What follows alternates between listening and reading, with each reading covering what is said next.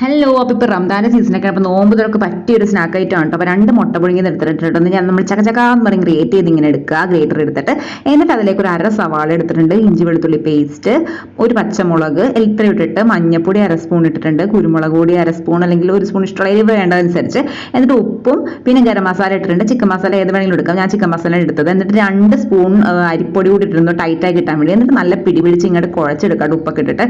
എന്നിട്ട് വേഗം ഒരു മുട്ട വെട്ടിയത് പ്ലേറ്റിലേക്ക് ഡിപ്പ് ചെയ്തിട്ട് ആ നനവോട് കൂടി നമുക്ക് റസ്ക് പൊടിച്ചതിലും കൂടെ കോട്ട് ചെയ്ത് ഇങ്ങനെ എടുക്കാം കേട്ടോ. സംഭവം എന്താണെന്ന് മനസ്സിലായില്ലേ? അപ്പം ഇങ്ങനെ എടുത്തിട്ട് നമുക്കിങ്ങനെ എല്ലാം റെഡിയാക്കി ഉണ്ടകളാക്കിയിട്ട് നമുക്ക് വറുത്തെടുക്കാം. വേണമെങ്കിൽ നല്ല രീതിയിൽ എണ്ണയിൽ ഇങ്ങനെ മുക്കി പൊരിച്ചെടുക്കാം കേട്ടോ. എനിക്ക് അത്ര എണ്ണ ഇഷ്ടമില്ലാത്തതുകൊണ്ട് ഞാൻ വേഗം തവ ഫ്രൈ ചെയ്ത് എടുത്തത് കേട്ടോ. അപ്പം ഇങ്ങനെ വറുത്ത് കോരാം.